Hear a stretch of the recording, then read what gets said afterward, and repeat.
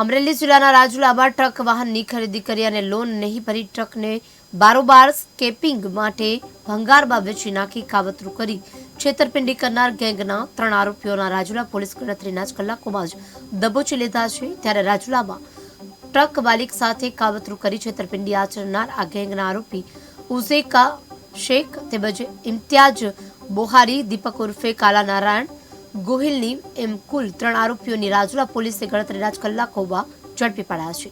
₹25,000 recover કરેલ છે। અન્ય બીજા 3 આરોપીઓને પકડી પાડવા માટે વિવિધ દિશાઓમાં તપાસનો ધમધમાટ શરૂ કરાયો છે। રાજુલા પોલીસ કાવતરું રચી છેતરપિંડી આચરનાર ગેંગનો પર્દાફાશ કરી સફળતા મળી છે।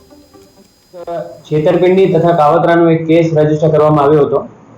આ કેસની વિગત એવી રીતની છે કે આમાં એક ઓર્ગેનાઇઝડ એક ગેંગ છે જે લોન જેની ચાલુ હોય એવા ટ્રકવાળા માણસોને પકડીને અને જે ટ્રક વેચવા માંગતા હોય એની સાથે એક બાનાખાટ કરીને કરાર કરે છે, જેમાં લમસમ પહેલા કંઈક રૂપિયા આપવામાં આવે છે। એ રૂપિયા પછી એવો ભરોસો આપવામાં આવે છે અને એવું એગ્રીમેન્ટ થાય છે કે બીજા બધી લોન અમે ભરી દઈશું, પરંતુ તમે ટ્રક અમને આપી દો। એકવાર ટ્રક પોતે મેળવી લે છે પછી નથી એ લોકો હપ્તા ભરતા નથી, કાંઈ પોતાનો ફોન બધું બંધ કરી દે છે, બધા ટચમાં નથી રહેતા જેની સાથેથી વેચાણ કરાર કરે છે એની સાથે। અને આ જે ટ્રક જે મેળવી લે છે એ ટ્રકને ભંગારવાળાને વેચી નાખે છે અને ભંગારવાળા પછી એને ટ્રકનો સ્ક્રેપિંગનો બિઝનેસ હોય એ બધા એ ટ્રકને છૂટો પાડી અને અલગ અલગ એના હિસ્સાઓ વેચી નાખે છે। આ રીતનું એક કૌભાંડ રિલેટેડ એક અરજી અમારે ત્યાં આવી હતી, જેની તપાસ કરતા અમને ખબર પડી કે આમાં આ તો એક બહુ મોટું કાવતરું છે અને આ પ્રોપર ઓર્ગેનાઇઝ વેમાં ચાલે છે, જેથી અમે તપાસ કરીને એનો ગુનો રજીસ્ટર કરવામાં આવ્યો હતો। આમાં ગણતરીના કલાકોમાં જ અમે ટોટલ 3 માણસોની ધરપકડ કરી છે।